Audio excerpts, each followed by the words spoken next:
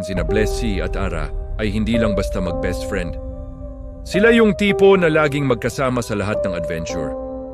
Isang hapon pag uwi nila galing school, may napansin silang isang malaking bahay sa dulo ng kalye. Gawa ito sa luma at maitim na kahoy at yung mga bintana nito parang mga matang laging nakatingin sa kanila. Matagal na raw itong abandonado at sabi-sabi may multo raw na nakatira doon. Ara, pasukin natin, sabi ni Blessy na may halong kaba at excitement. Si Ara naman, medyo takot. Pero dahil kasama niya ang matapang niyang kaibigan, pumayag na rin siya. Sige, pero promise, sandali lang tayo, ha? Dahan-dahan nilang itinulak ang kinakalawang na gate. Grabe yung tunog. Parang isang malakas na sigaw sa sobrang tahimik ng hapon. Nagkatinginan sila at sabay na napalunok. Pumasok sila sa bakuran na napapalibutan ng matataas na damo. Yung pintuan ng bahay, bahagyang nakaawang, parang nagaanyayang pumasok. Ready ka na? Bulong ni Blessy. Tumangulang si Ara at magkahawak kamay silang humakbang papasok. Pagpasok nila ang dilim. Ang tanging liwanag ay galing lang sa mga siwang ng bintana na lumilikha ng mga kakaibang anino. Ang lahat ng gamit ay balot sa alikabok at sapot ng gagamba. Yung mga upuan at mesa natatakpan ng puting tela na sa dilim ay parang mga multong mahimbing na natutulog. Habang naglalakad sila sa sala, bigla silang may narinig na kaluskos mula sa itaas. Pareho silang napahinto. Ano yon? Nanginginig na tanong ni Ara. Baka pusa lang, sagot ni Blessy. Kahit siya man ay nagsisimula na ring kabahan. Nagpatuloy sila hanggang sa marating nila ang kusina. May isang lumang mesa sa gitna at sa ibabaw nito may isang tasang porselana. Ang weird kasi malinis na malinis ito. Hindi tulad ng lahat ng gamit sa paligid na puro alikabok. Lalapitan sana ito ni Blessy. Pero bago pa man niya mahawakan, bigla itong gumalaw mag-isa. Umikot ito sa ibabaw ng mesa. Sabay silang napasigaw sa gulat at napaatras. Nakita mo yon? Sigaw ni Ara. Oo, sagot ni Blessy. Gusto na sana nilang tumakbo palabas. Pero bigla silang nakarinig ng isang mahinang tawa. Hindi ito nakakatakot, parang tawa lang ng isang batang masayang naglalaro. Nang sinundan nila ang tunog pataas sa hagdanan. Bawat tapak nila sa kahoy ay lumilikha ng malakas na ingay. Pagdating nila sa ikalawang palapag, may nakita silang ilang kwarto. Ang pinto ng isa sa mga ito ay bahagyang bukas at doon nanggagaling ang tawa. Dahan-dahan silang sumilip sa loob, isa itong silid laruan. Puno ito ng mga lumang manika, kotse-kotsehan, at sa gitna may isang kabayong tumba-tumba na gawa sa kahoy. Dahan-dahan itong umuuga kahit walang sinumang nakasakay. At sa tabi nito may nakatayong isang bata, pero hindi siya ordinaryong bata.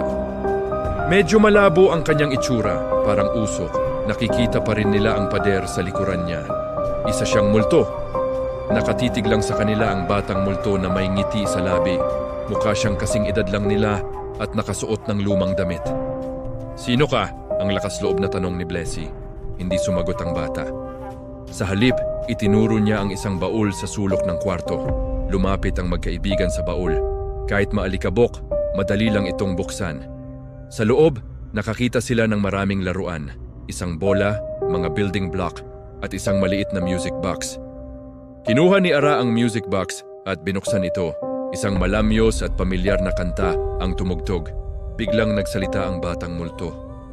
Ang boses niya ay parang bulong lang sa hangin. Ang pangalan ko ay Leo. Dati akong nakatira dito. Yan ang mga paborito kong laruan.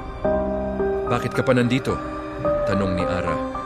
Nalulungkot kasi ako, sagot ni Leo. Wala na akong kalaro. Lahat ng pumupunta dito takot sa akin. Tumatakbo sila palayo. Biglang naawa sina Blessy at Ara kay Leo.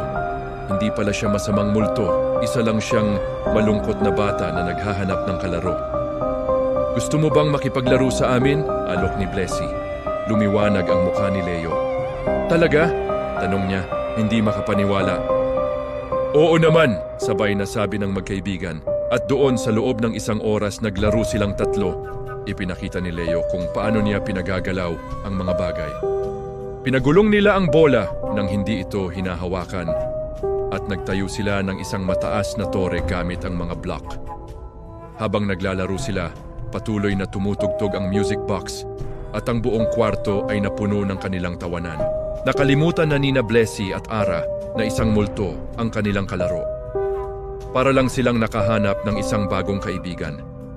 Nang magsimula ng dumilim sa labas, sinabi ni Blessy, "Leo, kailangan na naming umuwi. Hahanapin na kami sa bahay." Muling nalungkot ang mukha ni Leo. "Babalik pa kayo?" "Oo naman," sabay nilang sagot. "Babalik kami bukas para makipaglaro ulit." Isang malaki at totoong ngiti ang sumilay sa mukha ni Leo. "Salamat, matagal na akong hindi naging ganito kasaya." Nagpaalam sila kay Leo at maingat na lumabas ng bahay. Habang papalayo, lumingon sila.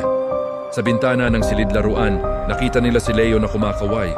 Kumaway din sila pabalik, masaya at may bagong sikretong itinatago. Mula noon, halos araw-araw nang bumibisita sina Blessy at Ara sa lumang bahay. Pero hindi na sila takot. Para sa kanila, hindi na iyon isang nakakatakot na lugar, kundi isang palaruan kung saan naghihintay ang kanilang espesyal na kaibigan. At natutunan nila ang isang mahalagang aral na minsan ang mga bagay na mukhang nakakatakot sa una ay hindi naman pala talaga. Kailangan mo lang ng kaunting tapang at bukas na puso para matuklasan ang isang napakagandang sikreto. Salamat sa panonood! Kung nagustuhan nyo ang kwento ni Blessy, Ara at Leo, huwag kalimutang mag-like, share at mag-subscribe para sa mas marami pang kwentong tulad nito. Hanggang sa muli,